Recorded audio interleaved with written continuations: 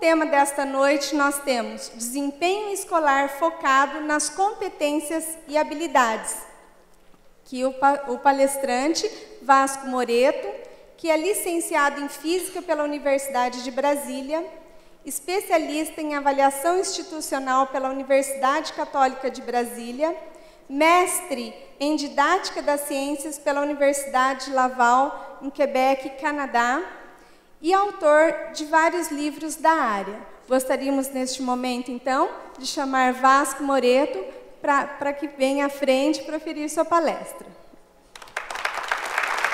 Obrigada. Amigos, minhas amigas, uma boa noite a todos. Depois de tantas ideias assim, a gente fica até assustado, né? Qual é a nossa obrigação nesse contexto todo? Quem somos nós? O que é importante nós, como professores, nesse contexto, de ficar doido para que o Brasil melhore? Tem muitos focos que a gente poderia colocar, mas o meu foco vai ser bem específico. Duas palavras-chave. É o desempenho escolar focado em habilidades e competências, ok? Eu vou fazer a crítica do tema, mas daqui a pouco. Por quê? Porque todos nós já temos, todos nós não, nós os mais veteranos, né, temos uma experiência de passar por paradigmas. De vez em quando diz assim, olha, agora vai ser tal, agora todo mundo é construtivista. E aí, de repente, o que fizeram? Tomaram o Piaget, toma-lhe construtivismo, toma-lhe.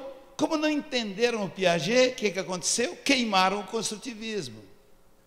Aí depois dizem, não, agora não tem mais construtivismo, agora é Vygotsky, agora é o sócio-interacionismo. E toma-lhe ensinar Vygotsky, e lê Vygotsky, e não aplica dentro da sala de aula. Não sabe o que fazer. Aí, de repente, também queimaram o Vygotsky, e agora o MEC disse, agora tudo é por habilidades e competências. Não foi assim que veio o paradigma? Há um erro conceitual em falar habilidade e competência. É como se fosse habilidade aqui e competência ali. O que é que eu observei nesses últimos anos? Que você pergunta qual a diferença entre competência e habilidade, e o pessoal não sabe. Vão queimar mais um paradigma.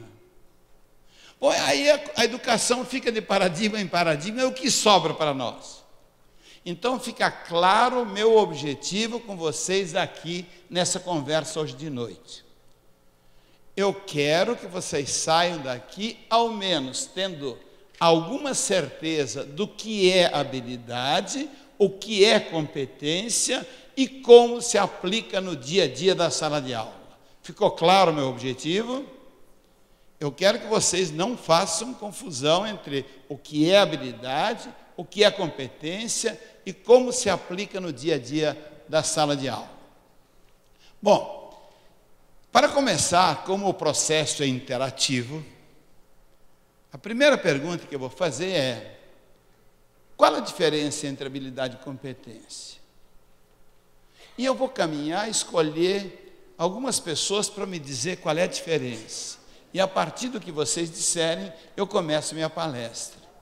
Claro, porque na educação de hoje, chega daquele professor que diz, habilidade é, competência é, e para lá, e você fica copiando, fica escutando e para. Não, o novo professor vai buscar as concepções prévias do seu aluno. E a partir do que o aluno disser, ele faz a participação da construção. Então eu vou começar escolhendo as pessoas, enquanto vocês pensam. Eu vou soltar uma pergunta. Nascemos com habilidades ou com competência? Ou com nenhuma das duas? Ou com as duas? Enquanto eu escolho, vocês pensam. Como é seu nome, professora? Vivian. Vivian, já tem uma vítima aqui, tá, Vivian? Como é seu nome, professora? Wagner. Wagner. Não, você já sabe tudo, então não pode.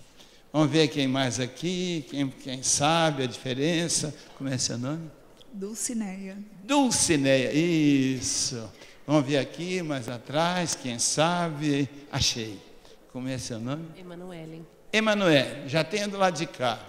Vamos ver aqui no meio. Quem é a turma que sabe? Como é o seu nome? Dagmar. Dagmar, muito bem. Deixa eu ver quem é outra que sabe aqui. Tem cara que sabe. Como é seu nome? Zane. Gisele. Rosane. Ah, Rosane, eu estou surdinha. Pronto, já descobri. Como é que é seu nome? Neuza. Neuza. Muito bem, deixa eu olhar bem aqui o nome de alguém que sabe. Como é seu nome? Como é seu nome? Tamires. Tamires. Tamires, muito bem. Falta uma pessoa do lado de cá. Deixa eu ver quem seria.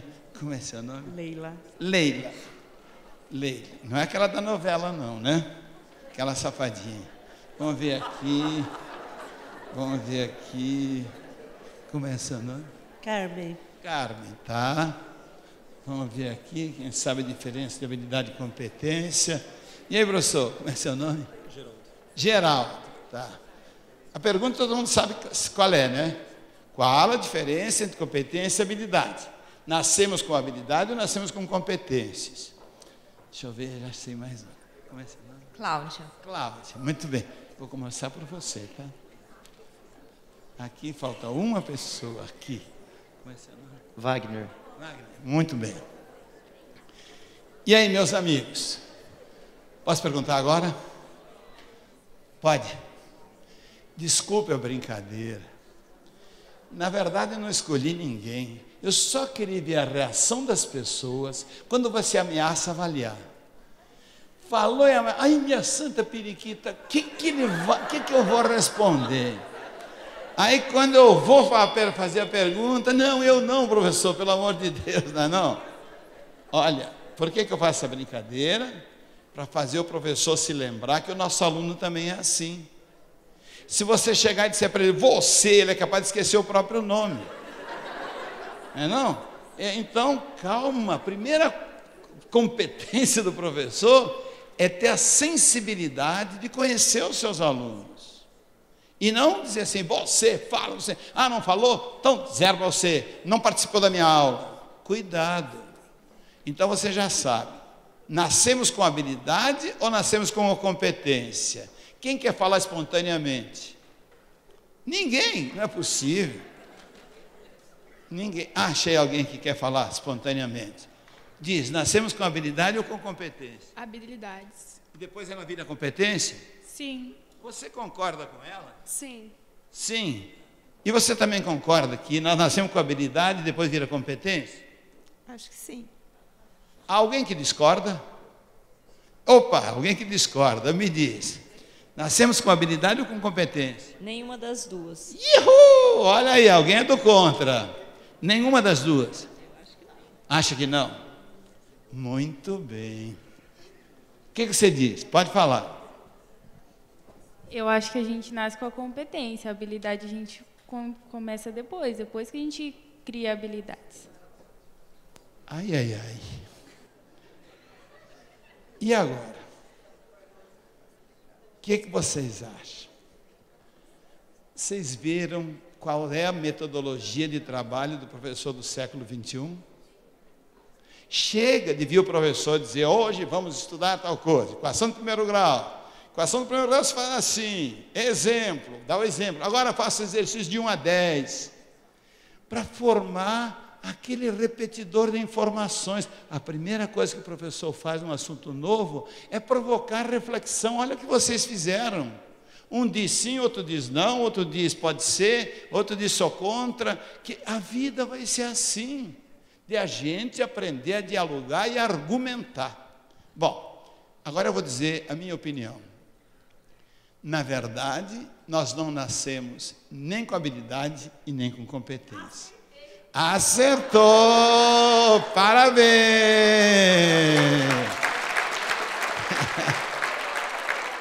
Nós nascemos com uma coisa que se chama possibilidade de desenvolver. A gente vai desenvolver tudo. Nós não temos nem a habilidade de controlar o cocô, o xixi, nós não falamos, nós não andamos, não fazemos nada. O cavalinho nasce e já sai andando. O patinho nasce e já sai nadando. Nós nasce e se não tiver mãe para cuidar, não faz nada. Nós temos que desenvolver tudo. Então, a primeira coisa que eu queria colocar agora é esse texto aí. Ó. É super, hiper, truper importante que vocês gravem. É bem importante, não é? Competência não se alcança, desenvolve-se. Gravou bem essa frase? Competência não se alcança, desenvolve-se. Portanto, se isso é verdade, competência não se lista. Ah, Vasco, mas como é que o MEC, como é que o Enem vão listar as competências que o cara tem que desenvolver? A gente não lista as competências. Esse que eu chamei o erro conceitual. Então, o que a gente lista? A gente lista a situação complexa para a qual eu quero que o sujeito desenvolva competência. É isso que eu listo, e não a competência. Por isso que nós vamos ter que definir agora o que é a competência. O erro que o MEC, quando lançou esse paradigma, no meu entender, por isso que várias pessoas me pedem, vamos lá, educação por competências, avaliação por competências. Erro conceitual, não é por, é para. Então, vamos trabalhar um pouquinho o que é a competência? Então, competência é uma capacidade do sujeito mobilizar recursos visando abordar e resolver uma situação complexa. Isso é um conceito para competência. É o único modelo? Não. Tem muitos modelos, né? Muita abordagem sobre competência. Eu vou nessa linha. Então, ser competente é você ter recursos para resolver situações complexas. Essa é a ideia. Já estudou situação complexa com Edgar Morin, que é o grande pensador da atualidade, né, sobre complexidade. Bom, cuidado para não confundir desempenho com competência. Desempenho é indicador de competência, não garantia, né? A competência é uma coisa, o desempenho é outra. Mas, claro, nós vamos medir o desempenho do sujeito, desempenho, e com isso a gente vê se ele desenvolveu competência ou não, né? A gente vê o desempenho. Quanto melhor o desempenho. Agora, desempenho fraco não é necessariamente sinônimo de falta de competência. Cuidado. Suponhamos um professor só na prova de avaliação, só na prova escrita. E o sujeito é bom na oralidade. Matou o cara.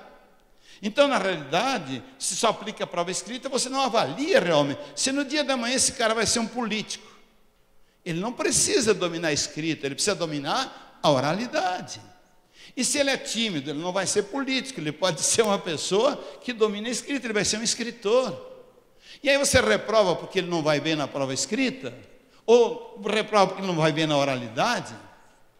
É a ideia, né? De cada um tem que buscar a sua competência. Quais são as características de cada um para ir em busca da sua competência, do seu desenvolvimento de competência. Bom, vamos ver se vocês entenderam o conceito? Vamos ver. Se entenderam, vocês vão me ajudar a responder isso aqui. Ó. Analise as afirmações abaixo. Escreva V para as verdadeiras, F para as falsas, tendo em conta o conceito que eu coloquei de competência. E escreva PS se pode ser ou verdadeiro ou falso, ok? Então vamos lá. Primeiro, Michael Schumacher desenvolveu competência para pilotar carro de Fórmula 1. Verdadeiro ou falso? Se essa não for verdadeira, né? Foi o que mais teve vitória, foi o que mais venceu. Então ele desenvolveu competência para a situação complexa de pilotar o carro de Fórmula 1. E agora? Rubinho Barrichello desenvolveu competência para pilotar carro de Fórmula 1. E aí? Verdadeiro? Falso?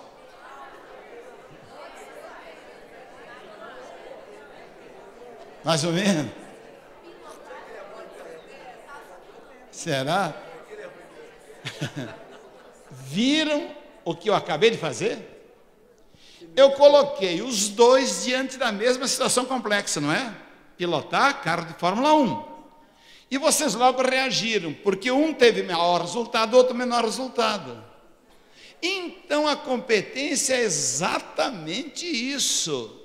A competência é a capacidade que o sujeito desenvolveu para resolver mais. Não todos iguais. Os dois desenvolveram competência, claro.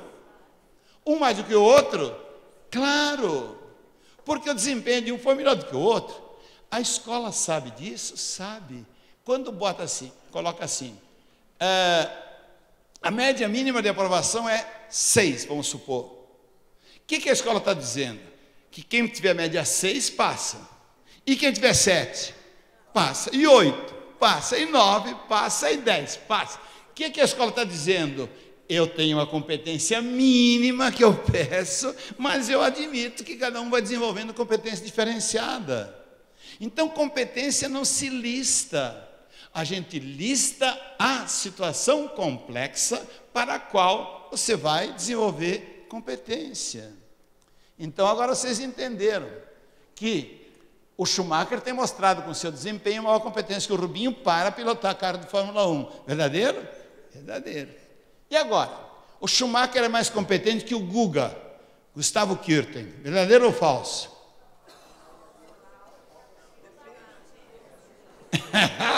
Perfeito! PS, isso. Cada um na sua, não é não? Agora vocês entenderam o que eu estou querendo dizer. A competência está sempre ligada à situação complexa para a qual o cara desenvolveu. E a escola sabe disso? Sabe. No meu tempo, portanto, há uns 20, 30 anos atrás, eu tenho 50 anos de magistério, então é lá para trás. Quando se falava em planejamento, alguns que são do meu tempo devem me lembrar. Todo mundo pensava numa folha de papel deitada, com os traços verticais, e na primeira coluna dizia objetivos. Na segunda coluna dizia conteúdos. Na terceira, estratégias. Na quarta, recursos. Na quinta, avaliação. Alguém é desse tempo?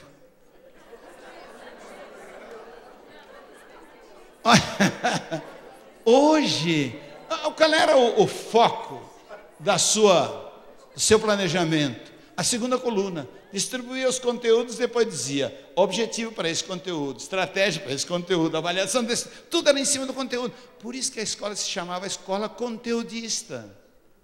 Hoje, como é que um professor prepara o seu planejamento? Não é em cima do conteúdo. Ele prepara qual a situação complexa para a qual que eu quero que ele desenvolva competência. Analisou a situação complexa e diz, agora, quais são os conteúdos? Quais são as habilidades? Quais são os recursos? Quais são os recursos que ele vai ter? É uma mudança de foco. E isso baseado no que é desenvolver competência. Ficou claro isso aí? Pronto. Vamos ver aqui. Ó. O Schumacher tem... tá bom. O Pelé é competente como pianista? Não. Mas como jogador? Sim. Está vendo? Competência sempre... Então alguém diz assim, eu sou um cara competente. Qual é a pergunta que a gente faz? Em quê? Né? Qual é a situação complexa?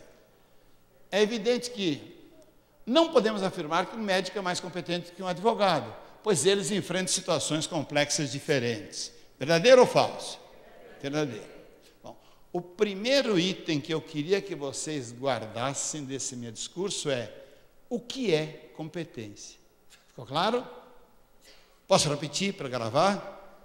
Competência é uma capacidade do sujeito mobilizar recursos para resolver situações complexas. Mobilizar quer dizer, ele tem que ter os recursos, então o negócio é desenvolver os recursos. Alguém de vocês deve estar pensando, ô Vasco, e quais são os recursos? Quer saber? Não deixe de assistir o resto da palestra. Tá? Que agora eu vou bater exatamente nos recursos.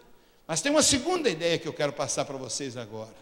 É a ideia de modelização.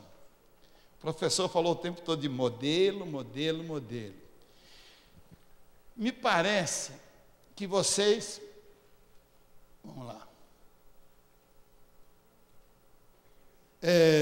Entenderam que tudo hoje em dia é na base de modelos. Nós criamos modelos. Modelos explicativos para ver qual é a nossa interação com o mundo. Se eu perguntar para vocês, qual é o modelo da educação tradicional? Quase com certeza vocês vão dizer assim: na tradicional o professor estava lá, dava a matéria, o aluno compreendia a matéria, fazia exercício, fazia a prova e pronto. Mas esquecia para a prova seguinte, ele não sabia mais. Então, a gente criava modelos. O modelo da educação de hoje, processo de interação. Eu também criei um modelo para entender o conceito de competência e habilidade. Como eu sou estudioso da linha do Vygotsky, a linha da interação, eu chamei o meu modelo de o modelo Vaskovsky-Moretovsky. Está ele aí, em homenagem ao Vygotsky. Esse é o meu modelo. Na verdade, quem me fez entender bem meu modelo foi meu neto. Meu neto mais velho, uma vez ele queria assistir palestra minha, e ele era muito pequeno, 9 anos, 8 anos. Vovô, deixa assistir uma palestra, deixa. E eu sempre fora de Brasília. Um dia eu fui dar uma palestra na Euro-Americana em Brasília, na universidade. Falei, Vitão, hoje você vai comigo hoje para a universidade. Senta lá atrás, fica quietinho. Ele ficou, terminei a palestra, expliquei todo esse modelo. Aí chegou em casa de volta, ele todo sorridente falou para a Sheila: vó, sei tudo que o vovô falou na palestra. E a Sheila falou: o que ele falou? Falou de competência, vó. E ela achou que ele não tinha entendido nada, 9 aninhos. E aí, Vitão, o que você entendeu de competência? Ele parou um pouquinho, refletiu, falou: vó, competência é uma bolota com umas bolotinhas e 3 bolotas penduradas. Olha que conceito lindo que ele sacou. Veja, competência, capacidade de, bolota, mobilizar recursos, bolotinha. Para quê? Resolver situações complexas. Quais são as situações complexas que um professor tem que ser competente? Planejar aula, ministrar aula e avaliar a aprendizagem. E nós temos que ser competentes nessas 3 situações complexas. Mas para isso nós temos que ter os recursos. Quantos são os recursos? 5 no meu modelo. E eu agora vou tocar recurso por recurso para você entender, né, o que é ser competente no modelo Vaskovsky-Moretovsky. O primeiro recurso é o CC. CC de conteúdos conceituais. Professor que não domina os conteúdos perde o primeiro pilar da competência. Professor não pode parar de estudar. Eu dou aula há 25 anos. A sociedade de 25 anos atrás não é a sociedade de hoje. O aluno de 25 anos atrás não é o de hoje. Os conceitos são outros. Então você não pode parar de estudar. Se você continua estudando, aí você realmente mantém o desenvolvimento de competência. Vocês repararam que em nenhum momento eu estou falando alcançou competência? Eu estou dizendo desenvolver. Eu tive um debate com o professor Philippe Renaud, que vocês devem conhecer, né? Lê os livros dele. Eu dizia: mas Philippe, você bota nos títulos do seu livro assim: as 10 competências do professor do século XXI, as competências necessárias. Não bate com o que você mesmo escreve sobre o que é competência. Sabe o que ele me falou? Eu faço isso porque o editor, lá, o dono da editora, diz que no Brasil só vende livro se dizer os 10 mandamentos, os 10 competências. Era só no último livro. Eu dizia, mas não é a competência, é o desenvolvimento. No último livro, quem leu o último livro do Perrenot, ele está dizendo, agora é o desenvolvimento de competência. Esse é o foco que nós temos que dizer. Porque aí é um eterno desafio para nós, não é não? Que hora que eu paro de desenvolver competência? Na hora que eu morrer. Até lá eu tenho que estudar. Então, primeiro pilar da competência: aprender é construir significados. Ensinar é oportunizar essa construção. Gravem isso como primeiro princípio. Aprender é construir o significado.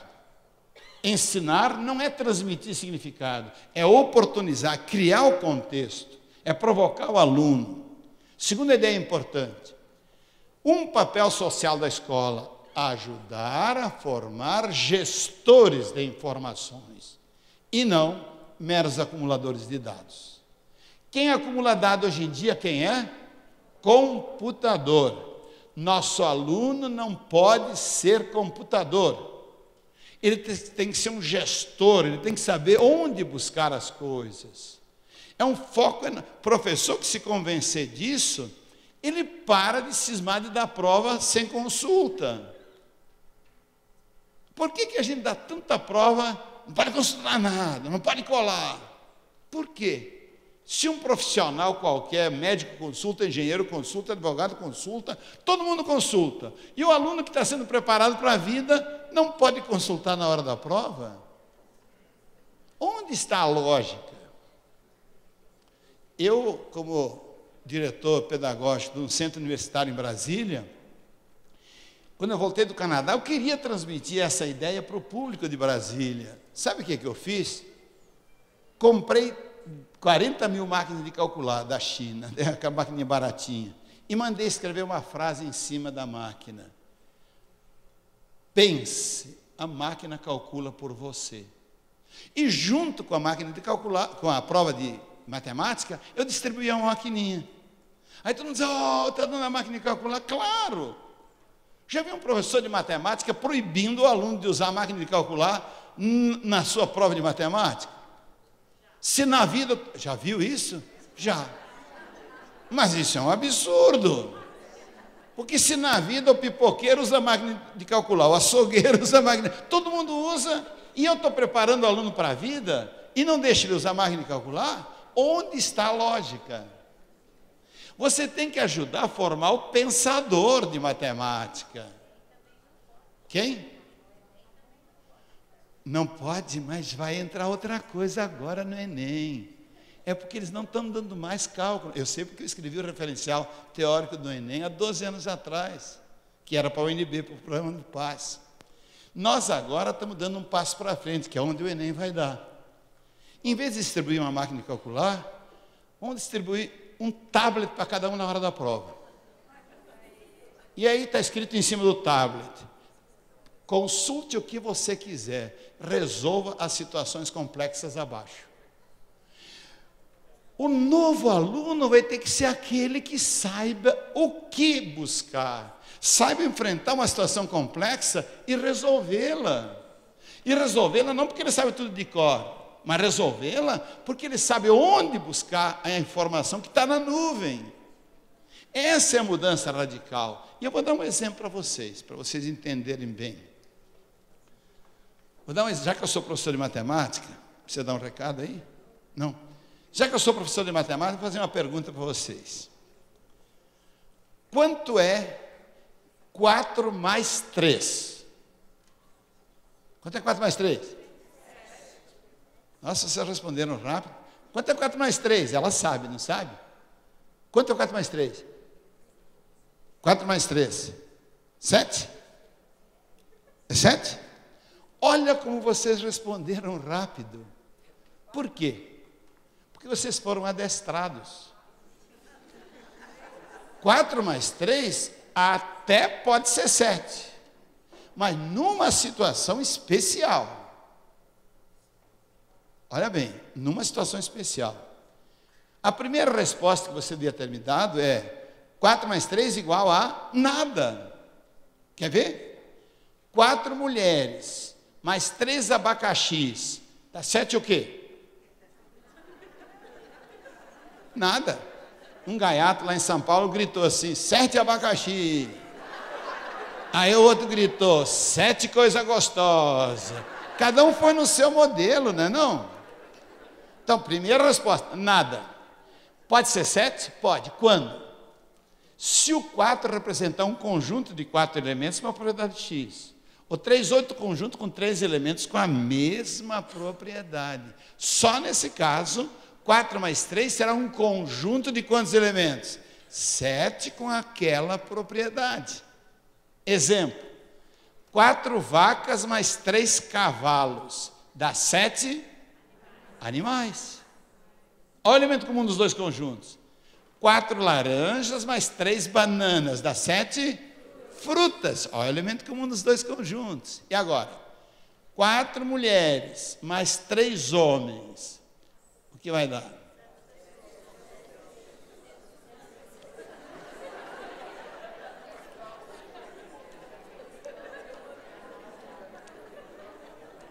Os mais sérios responderam logo o quê?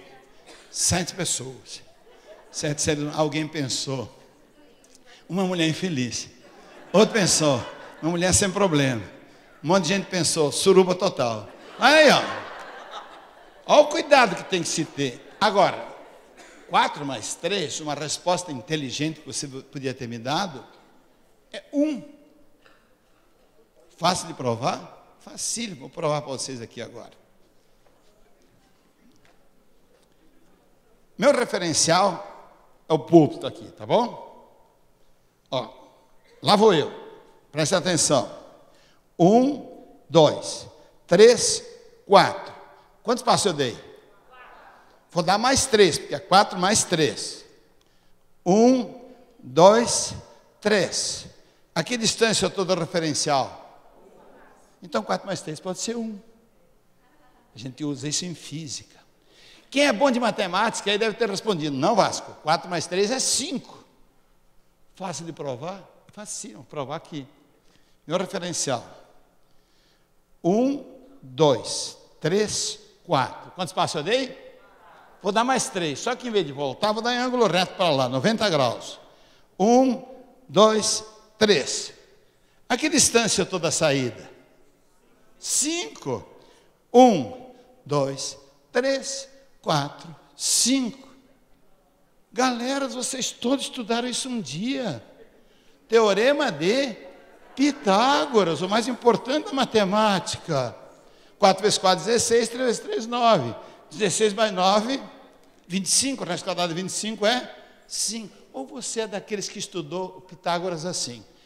Quadrado de hipotenusa igual a soma dos quadrados dos catetos. Quadrado de hipotenusa igual a soma dos quadrados. Foi assim que você estudou Pitágoras, né? Quadrado de hipotenusa. Então você decorou, você não compreendeu nada. Você desenvolveu uma habilidade e não desenvolveu competência, gente. Não é não? Agora, se você apertar a calculadora 4 mais 3, ela vai responder quanto? Ela é burra, ela não sabe pensar. Eis o porquê nós, para a nova geração que é das máquinas, nós temos que, entrou no 2º ano do ensino fundamental, começou a saber as operações, deixa a máquina na mão deles. Em vez de, houve um tempo, vocês não pegaram esse tempo, que era do meu tempo, que saber matemática era saber tabuada. Então, tinha aquela cantoria, 2, 2, 4, 2, 3, 6, 2, 4, agora 2, 3, 3, 1, 3, não tinha isso antigamente? E tinha gente que apanhava porque não sabia a tabuada de cor.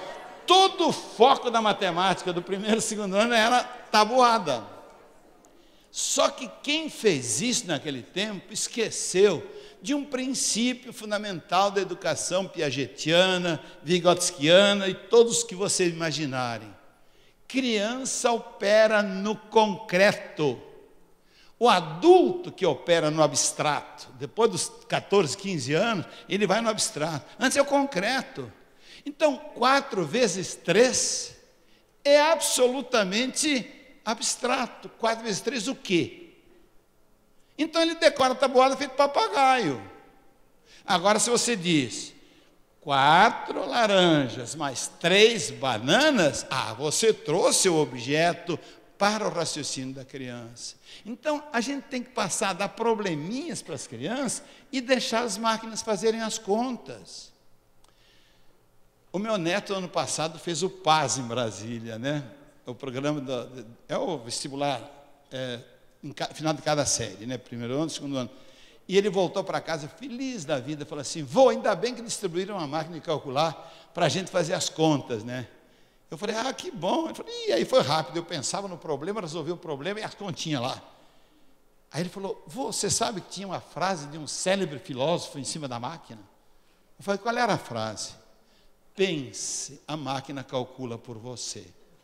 Eu disse, não era de um célebre filósofo, foi teu avô que fez isso há 12 anos atrás. E agora qual vai ser a nova frase? Consulte o que você quiser, resolva os problemas. Quando eu comecei com máquina de calcular, eles me acharam maluco. Agora, muitas instituições estão dando a máquina de calcular, outros nem estão dando os problemas, direto à máquina. E vai ser daqui 2, 3, 4 anos, não posso prever muito, vai ser tablet, através do tablet você vai resolver as situações complexas que nós vamos dar. Olha o papel das universidades, não é? Porque a vida vai ser assim desses nossos alunos. Então eles vão ter que saber onde buscar informação e não gravar de cor. Ficou claro a primeira ideia? Vamos para o segundo pilar. O segundo pilar é o H. H de habilidade. Olha por que eu disse que não podia falar em habilidade e competência. A gente fala só no desenvolvimento de competência. Para desenvolver competência, tem que desenvolver 5 pilares. O primeiro é conteúdo, acabamos de ver, né? O segundo é habilidade. Então, a habilidade é um componente da competência. E tem mais. Se desenvolver habilidade, vai virar competência? Não. Você vai ser extremamente habilidoso, mas não competente. Porque a competência envolve saber fazer e saber o que está fazendo. Eu vou fazer uns testes com vocês para ver se vocês entendem isso. Então, habilidade é saber fazer. Quem estudou? Opa, aqui não. Opa, apertei demais. Saber fazer. Segundo, habilidade, quem estudou pedagogia, corresponde a conteúdos procedimentais, o saber fazer. Outra, a escola deu ênfase no desenvolvimento de habilidade em detrimento da aquisição de competência. A escola que nós frequentamos deu muita ênfase na habilidade e não na competência. Exemplo, a tabuada que eu acabei de falar, verbos irregulares, quanto que para estudar inglês tinha que estudar verbo irregular. Números primos, quem não estudou número primo? Pergunte se sabe o que é número primo. Produtos notáveis, M diante de PIB. Vamos só ver se alguém se lembra. Você se lembra como é que aprendeu que se coloca M diante de PIB para não fazer confusão? Sempre inventaram historinhas. Eu fui para Juazeiro, da Bahia agora, e uma professora falou assim para mim, não, meu aluno não confunde mais. Eu ensinei uma historinha para ele. Falei, qual foi a historinha? Ela falou assim, mamãe dá a mão para o papai e para o bebê. Então, M de mamãe, na frente do P de papai e do B do bebê. Aí a outra professora falou assim, não, eu tenho outra. Falei, qual é a tua? Ela falou, manteiga se passa no pão e no bolo. Imagina o menininho, para não errar, falar assim, manteiga se passa no pão e no bolo, manteiga se passa no pão e no bolo.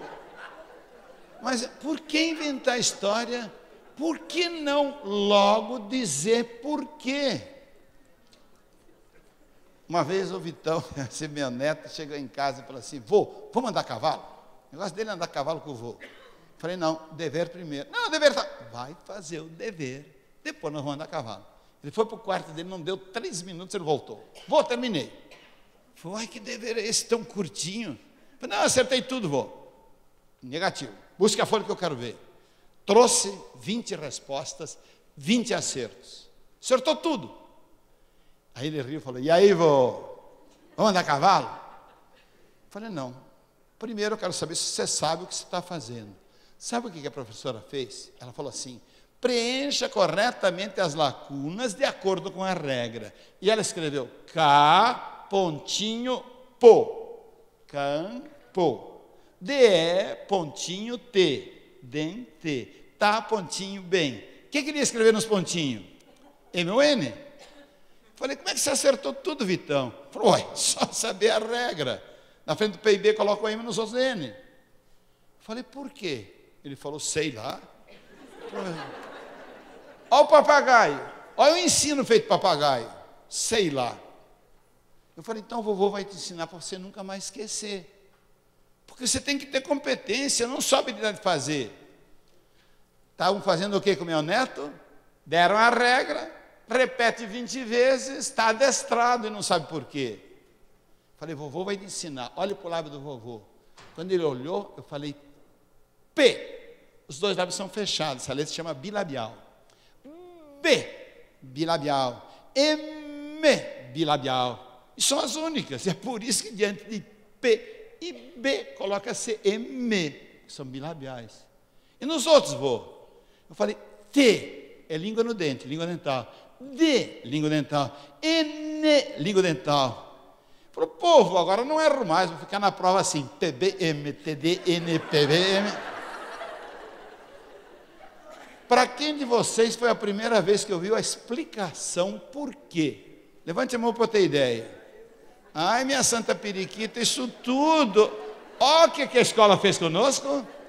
Desenvolveu a habilidade e não desenvolveu a competência. Quer ver outra? Eu estou insistindo, sabe por quê? Porque não adianta eu vir dar grandes teorias piagetianas, vigotskianas, teoria para você. Eu quero ver o teu dia a dia na sala de aula. Para você ser competente, você tem que dominar essas coisas e não ficar contando história para os meninos. Alguém se lembra de ter estudado números primos? Estudou números primos?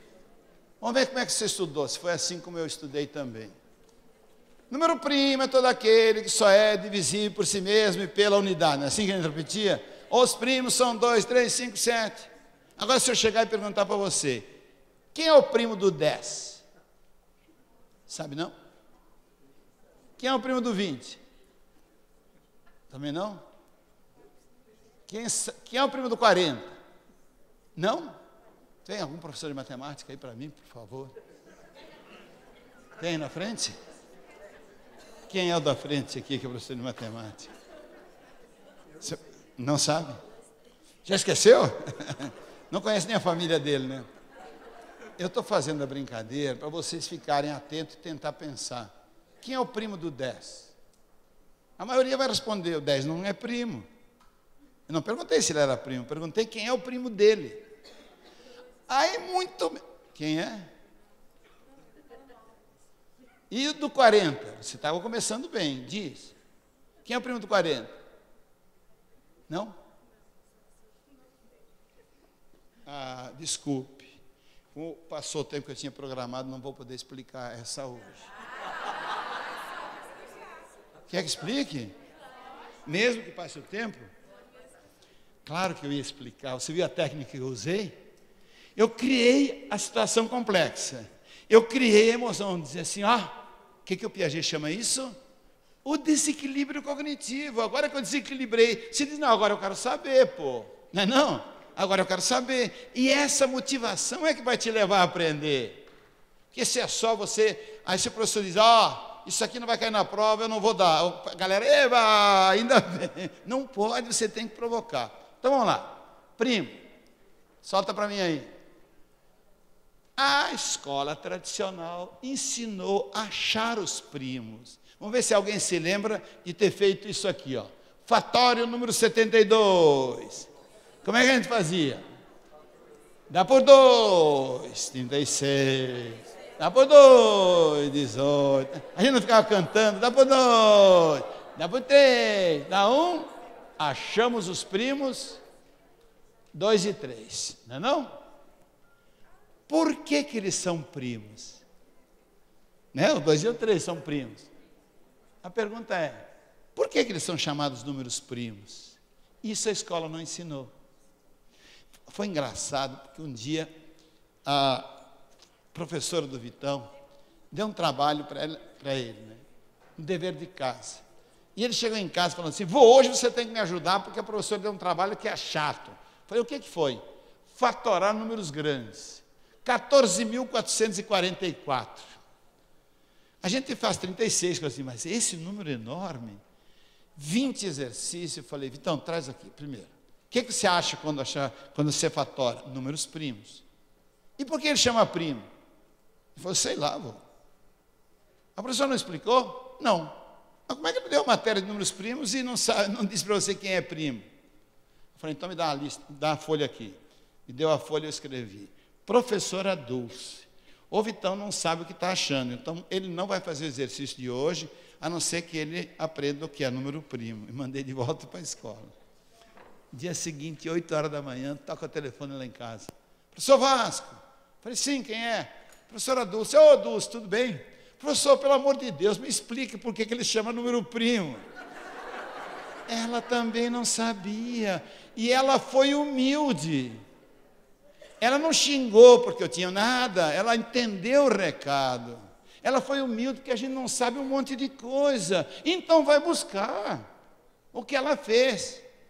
Aí eu disse, ótimo, Dulce, eu vou te explicar por que o número primo.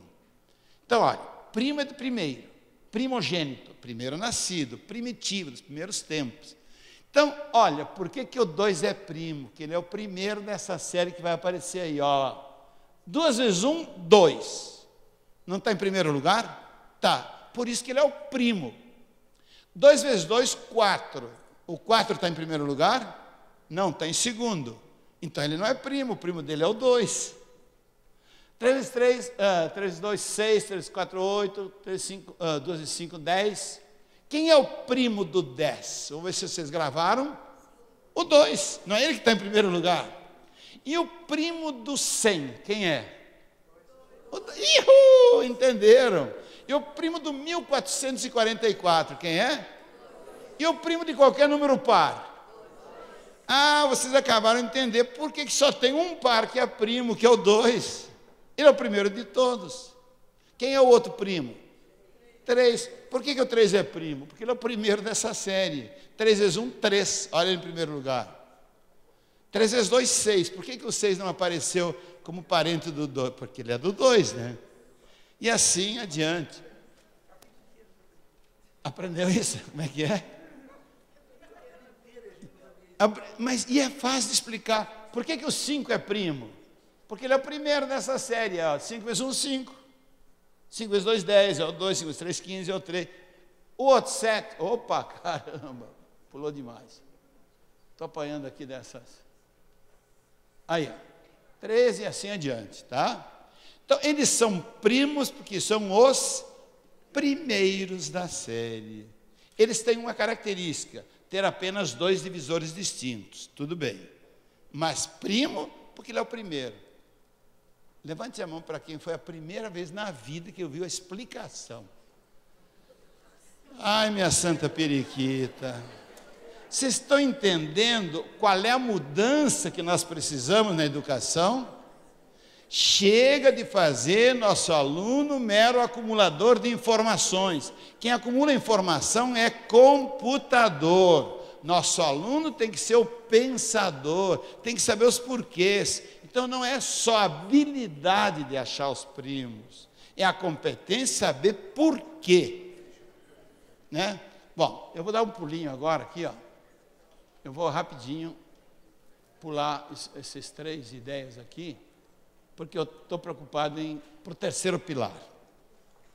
O terceiro pilar, acho que vocês estão entendendo meu objetivo, né? Para desenvolver competência, eu tenho que desenvolver ao mesmo tempo quantos pilares? 5, que são os recursos, né? Recurso para resolver situações complexas. Primeiro, dominar conteúdo. O professor estuda, estuda, estuda, estuda. Vai dar primo para os seus alunos? Estuda, porque ele chama primo. Qualquer matéria que você vai dar, estuda por quê? Segundo, não basta você saber o conteúdo, você tem que saber o quê? Como mexer com esse conteúdo? Como trabalhar com ele?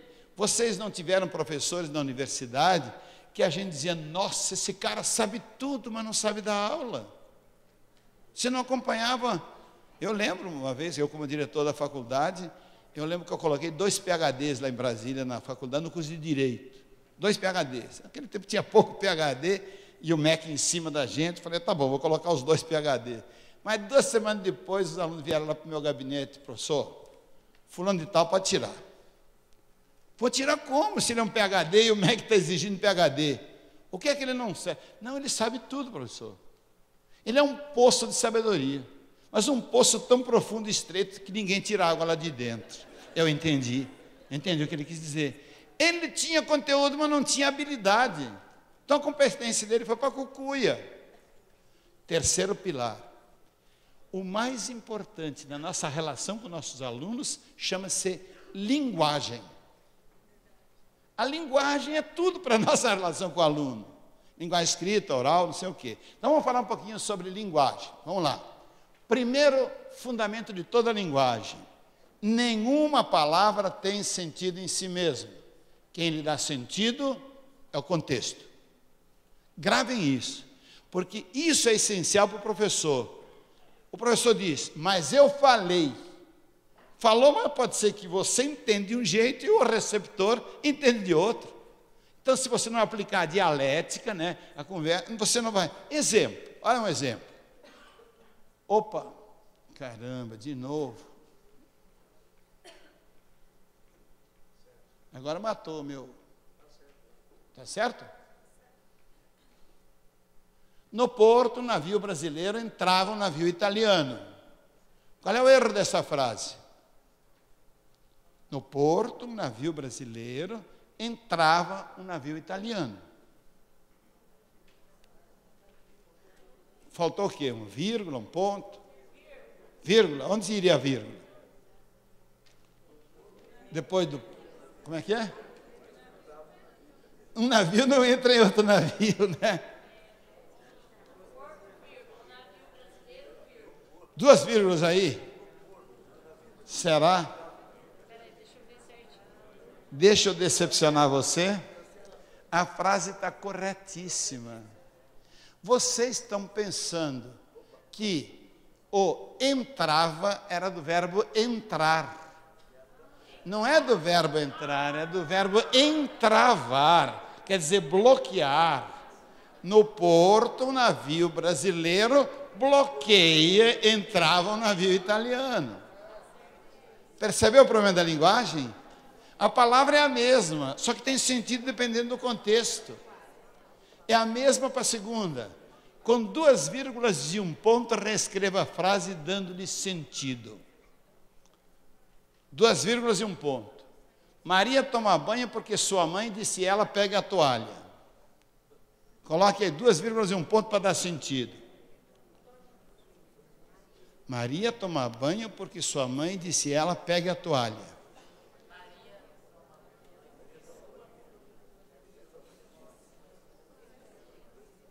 Mãe, vírgula. É isso mesmo, pode continuar. Ele acertou. Maria, como é que fica? Vamos lá. Maria toma banho porque sua. Não, Maria toma banho porque sua, ponto. Mãe, vírgula, disse ela, vírgula, pegue a toalha. Por que Maria tem que tomar banho? Está suando muito, então o sua é do verbo suar, não é o sua, da sua mãe. Eu peguei esses exemplos para vocês entenderem, as palavras não têm sentido em si mesmo, quem lhe dá sentido é o contexto. Ora, é isso que nós fazemos na sala de aula, nós jogamos a palavra, crente que o nosso aluno vai captar o que eu penso, e não é necessariamente isso. Por isso que olha a função da linguagem, ligar contextos. Né? O contexto do professor está cheio de objeto de conhecimento, o aluno ainda não. Quem liga os dois é a linguagem. Onde o problema da linguagem mais pega é nos momentos de avaliação escrita. E aí, aqueles que já leram meu livro sobre prova, né? Eu peguei 8 mil provas que me mandaram do Brasil inteiro. E durante 2 anos eu estudei o que o professor perguntou, o que o aluno respondeu, o que o professor competente devia ter perguntado. E escrevi um livro chamado Prova, Momento Privilegiado de Estudo, Não Acerto de Contas. Eu vou tirar algumas questões dessas só para vocês verem o que eu quis dizer com isso. Quer ver? Vamos ver se eu consigo. Primeiro,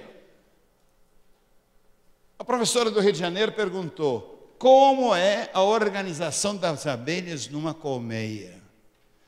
A palavra mais comum que eu encontrei nas provas foi como. Como era o governo? Como foi? Como? Sabe o que o aluno respondeu? Como é a organização das abelhas numa colmeia? É joia. Outro respondeu: é maravilhosa. Outro respondeu: é muito legal. E as três cabem na pergunta? cabem. Era isso que o professor queria? Não. Não era isso. Está vendo o problema da linguagem? E aí? Como é que o professor competente na linguagem deveria ter perguntado? Assim, por exemplo. Vimos em nossas aulas de ciências como é maravilhosa a organização dos saberes de uma colmeia, pois cada grupo de elementos da colmeia tem uma função específica para que o todo funcione em harmonia. Olha o professor conversando com o aluno, isso se chama contextualizar. O aluno tem que sentir que você continua a sua aula, você está falando com ele. Agora sim, partindo dessa ideia, escreva a função de ao menos 4 grupos de elementos da colmeia. Eu disse para o aluno o que eu quero e disse qual é o parâmetro para correção. 4. Da cidadania também, se for preciso. Olha o outro. O Oceano Atlântico banha a costa brasileira desde até. Essa questão veio de Tocantinópolis, lá no alto do Tocantins. A professora esqueceu que criança opera no concreto. Ela disse, desde até. Para ela, pensou, desde o Rio Grande do Sul até o Amapá, né? Para ela. Sabe o que o aluno respondeu? Vamos ver se isso aqui funciona. Desde antes de Cristo até hoje, não está certo? Perfeitamente correto, né? Só que a professora fez uma falta de ética. Gozou do menino perante os colegas, ele tinha 9 anos, esse menino. Gozou dele, pegou a prova dele, pendurou no mural da escola, e aí o menino ficou apavorado e publicou no jornalzinho da escola. Esse menino fugiu da escola, o Ministério Público veio por cima da professora, 6 meses suspensa da sua atividade de professora. Porque não pode fazer. Esse menino ficou traumatizado, levou uns 2 anos para voltar, né? Não pode. Como é que ela deveria ter perguntado se ela fosse competente? A costa brasileira é banhada pelo Oceano Atlântico, indo desde o estado do até o estado do. Agora trouxe o elemento concreto. Qual é o estado? Rio Grande do Sul, qual é o estado? Aí o Amapá. Olha a outra. Vamos ver. Cuidado com a linguagem. Insisto sobre isso. A professora perguntou, quais são os 3 poderes da República e qual a sua obrigação? O que o aluno respondeu? Opa! Eu respondi. Agora, vamos ver que está difícil isso aqui, ó. Tecnologia. Poder legislativo, executivo e judiciário. E minha obrigação é estudar os 3. Qual foi a pergunta que ela fez? Quais são e qual é a sua obrigação? Sua, ele entendeu? Dele. Estão percebendo o problema da linguagem que pode colocar? Porque aí o professor pode virar autoridade, não era isso que eu queria, e não dar nota para o aluno. Claro. E aí? Como é que podia ter dito? Quais são os 3 poderes da República? Primeira coisa. Segundo, qual a obrigação de cada um deles? Agora tem clareza e precisão. Olha essa outra, então. Criança opera no concreto. Centração. Aí a professora de 4ª série perguntou, primeira série, você tinha 10 balas, ganhou outras 20 balas. Você ficou com, na cabeça da professora, 10, 20, 30. Mas não botou o objeto de conhecimento. O que a criança respondeu? Tente. Contente. Claro, se eu tinha 10, ganhei 20. Como é que eu fiquei? Contente. Mas tente é com maiúsculo, que é M com M. Todo mundo ficou contente. Veja, é essa criança. Nós temos essa criança na sala de aula e a gente não se dá conta. Como é que podia ter perguntado, agora vocês entenderam. Você tinha 10 balas, ganhou outras 20 balas. Você ficou com, pontinho, balas. Aí está o objeto de conhecimento. Outra. Cuidado, no curso superior tem uma coisa que se sobretudo no curso superior, se dá muito. Comente. Comente, disserte, desenvolva. Olha o exemplo desse aí. Comente a frase de Sócrates, conhece-te a ti mesmo. O que é comentar? Falar sobre. Qual é o critério para o professor corrigir a questão depois do comentário? Não tem. É a cabeça dele. É a falta de respeito para com o seu aluno. Porque ele não disse como é que vai corrigir. Só que a aluna foi inteligente pra caramba, deu uma lição no professor. Era uma aula de filosofia da educação. Olha o que a aluna respondeu. Vamos ver? Acho uma frase muito profunda. Tão profunda que nem consigo captar o seu real significado. Mas acho que Sócrates estava certo quando disse a frase, pois você não sabe, não teria dito besteira. Assim mesmo que eu nada entendo do que ele disse, tenho certeza que a frase tem um grande significado em todos os aspectos em que for analisada. Comentou? Merece o ponto? Vai ganhar? Vai ganhar uma bronca, né, por cima. Está de palhaçada, assistiu minha aula? Professor incompetente, culpa do aluno. É a competência para avaliar a linguagem. E o professor de matemática, antigamente, dizia assim, bom, isso aí eu vou pular. Vamos ver aqui. Ah, essa também é genial. Onde se encontram as brânquias do camarão? Perguntou o professor Ciência. O que o aluno respondeu? Ali atrás, né? No corpo dele. É óbvia a resposta, não é não? Onde? No corpo dele. Como é que podia ter perguntado? Vimos que as brânquias são elementos essenciais para o camarão. Vimos também, por esse motivo, se encontra. Olha a conversa que o professor tem que fazer. Na mesma prova do camarão, estava essa aqui. Ó. Vamos lá? Em quantas partes se divide o corpo de um crustáceo? O que o aluno respondeu? O que ele respondeu? Depende da cacetada, está correto também? Corretíssima também. Agora, tem outra forma de perguntar? Tem.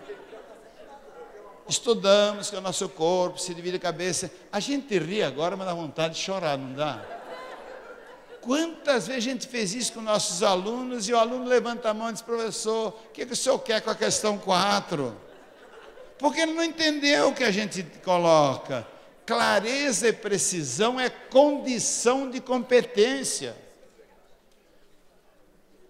Encontre o X, perguntou o professor de matemática. O que o aluno respondeu? Fez a bolotinha e disse, está aqui. Não era para encontrar o X? Está aqui. E faz o que agora? Não disse o que era para fazer, né? Só disse que era para encontrar. Encontrou, está aqui. Como é que um professor competente perguntaria? Na figura ao lado, o X representa o valor da medida da hipotenusa num triângulo retângulo. Aplicando o teorema de Pitágoras, calcule o valor de X. A mudança na educação se faz para novo desenvolvimento da competência, percebeu? A linguagem é o terceiro pilar da competência. Como eu avancei muito da hora, sabe? Eu vou fazer uma síntese agora para vocês, tá? Para desenvolver competência, eu não falei para alcançar, eu disse para desenvolver. Precisa desenvolver ao mesmo tempo 5 pilares. Quais são? Conteúdos conceituais, estuda, sabe o que é? Segundo, habilidade, o que fazer com esse conteúdo conceitual. Terceiro, linguagem, como comunicar esse conteúdo.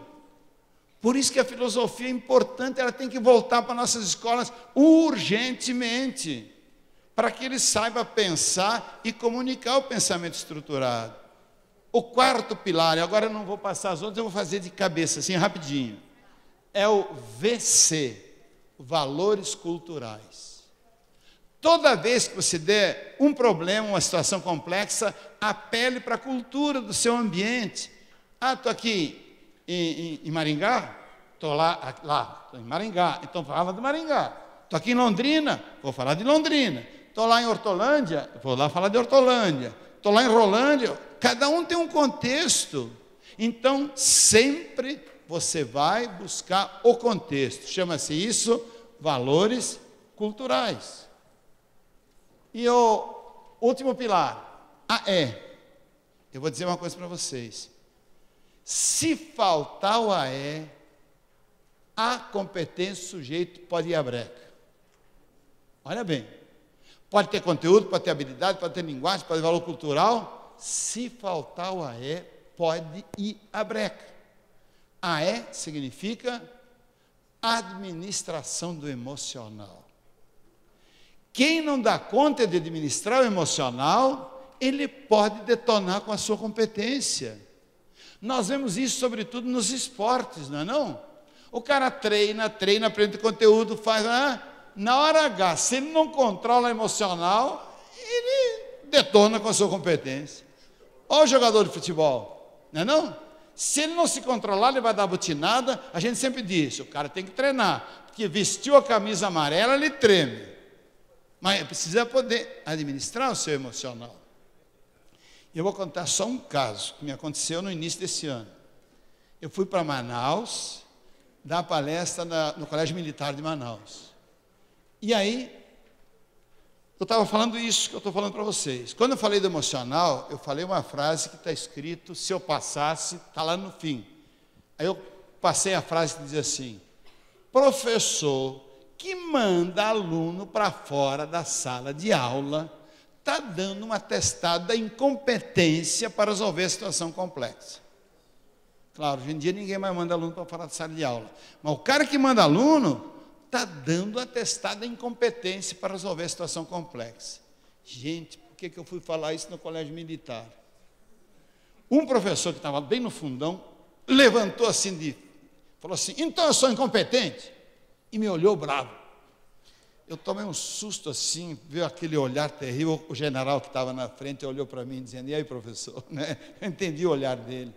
E eu disse, quero ver se meu modelo funciona agora comigo mesmo.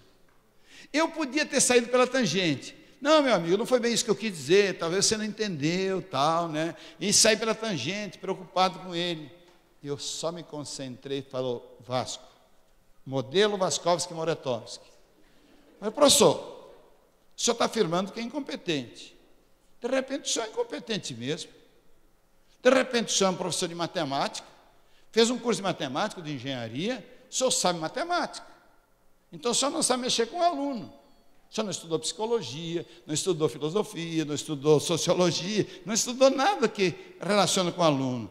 Então, o senhor se julga incompetente para ter o aluno na sala de aula, o senhor manda ele para fora para ele se encontrar com a coordenadora, com a psicóloga, com o orientador, porque eles são competentes para cuidar de aluno. O professor foi murchando, aí no final eu falei, o senhor é professor de quê mesmo? Ele falou, não, eu sou professor de matemática. Viu? Ele não era competente, ele só desenvolveu que era o pilar da conteúdo, e o segundo, a habilidade de mostrar para o aluno. E o resto? O professor tem que analisar, a grande competência dele é exatamente dizer como é que meus alunos são. E se meu aluno disse uma resposta bem atravessada para mim, o que eu faço? Mando ele para fora? Digo, ô, seu palhaço, testa a tua competência. Olha para o aluno e diz, o que você quis dizer mesmo? Explica o que você quis dizer. Não, professor, não foi nada nisso, só brincadeira. Bom, mas aqui não é aula de brincadeira. Quer dizer, você tem que dominar o seu emocional. Você mesmo que tem que ter tranquilidade. Ah, Vasco, eu estou de saco cheio, já dei aula de manhã, estou dando aula de tarde, meu marido está lá em casa enchendo meu saco, meus filhos também não sei o quê. Ou você administra o seu emocional, ou sua competência vai embora. E por fim, olhe para o meu modelo, o que está faltando? Tem uma coisa no meu modelo aí que eu não expliquei. O que é? Esses ezinhos, ou não sei se quiser, e ou né? Que estão espalhados aí. Eu não botei com uma bolotinha, botei espalhados, para dizer que o pano de fundo para a competência se chama ética profissional. Você pode ter conteúdo, pode ter habilidade, linguagem, valor cultural, tudo. Se você não tiver ética, você desvia toda a sua potencialidade para o lado errado. Todos nós, brasileiros, vivenciamos um camarada chamado Demóstenes Torres, há poucos anos atrás. Ele tinha conteúdo, tinha habilidade, tinha linguagem, administrava o emocional, que ninguém mexia com aquela cara dele, duríssimo e tal, todo mundo abandonando, e ele lá, firme e forte. O que faltou para ele? Ética. Foi a ética que levou ele para o lado errado. E a ética é a nossa responsabilidade como professores. Então, se você olha bem para o modelo, você vai entender, para eu ser competente, eu preciso desenvolver ao mesmo tempo os 5 pilares, tendo como pano de fundo a ética, que é o respeito para a minha profissão. Vasco, mas o professor é desvalorizado nesse país, mas a educação... Olha, tem professor que é águia, que levanta voo e olha lá de cima, olha o futuro, olha o passado, ele é capaz de voar e levar seus alunos. Tem professor que é hiena. Lembra da hiena? Ó vida, ó coisa, que desgraça. O professor chegando em aula de manhã, bom dia, professor. Bom dia, coisa nenhuma. Vou pegar aquele 6º ano lá que ninguém gosta, que é uma desgraça. Bom dia, professor. Ai, não aguento mais essa profissão. Gente, não pode ser hiena.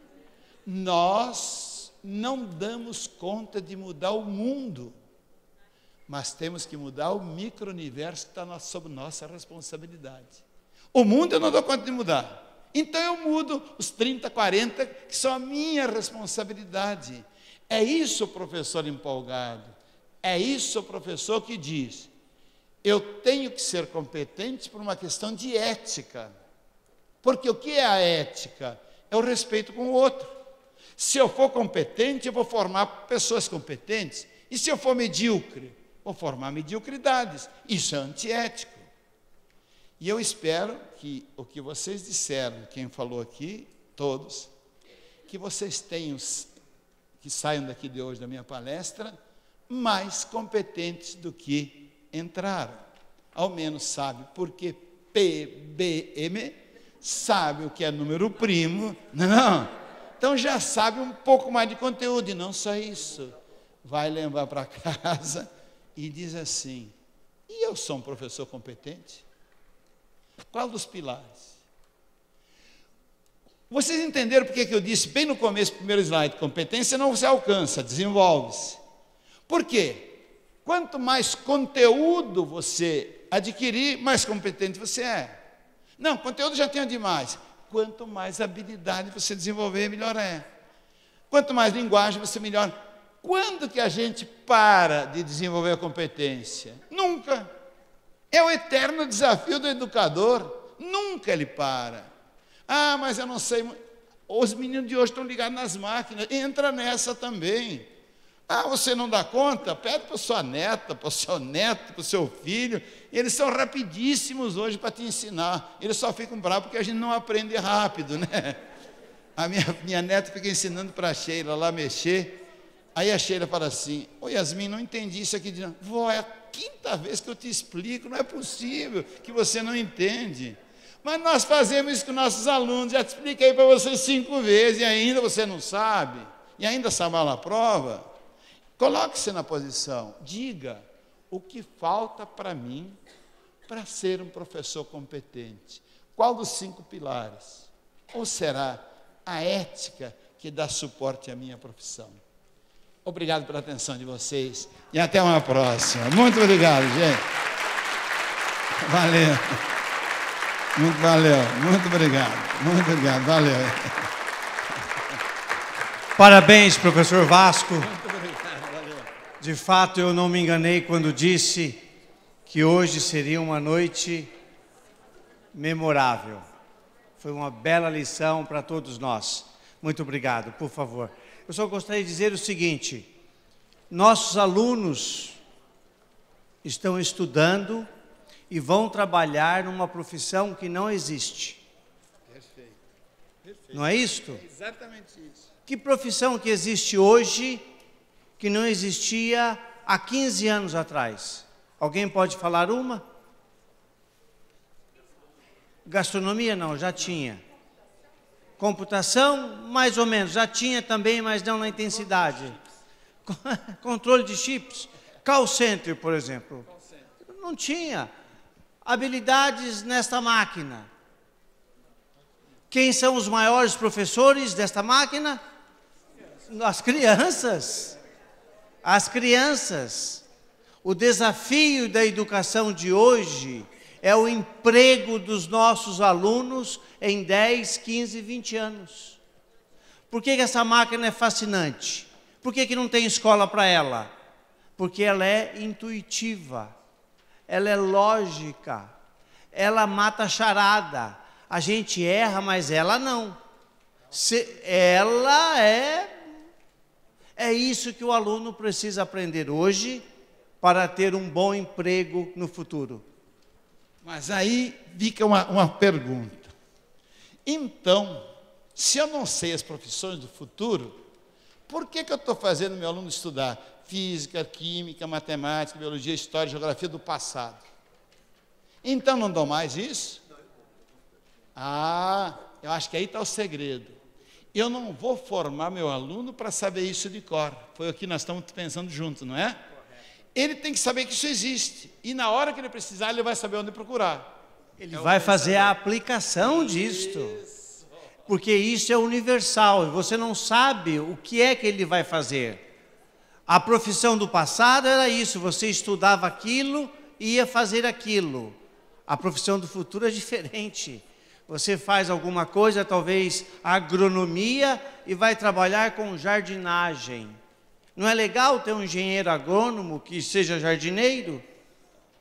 Veja que uma das reclamações hoje da nossa cidade é que não tem alguns jardins que tinham no passado. Ou não é, professor Rony? Estão reclamando de alguns canteiros, poucos canteiros, mas estão reclamando. Enfim, a nossa palestra, se deixar, ela continua. E é, na verdade, um momento embriagante, porque o bom professor também nos embriaga e nos faz ficar como professores referência. Obrigado, professor Vasco, mais uma vez. A nossa reunião está terminada. Obrigado, deputado Alex Canziani.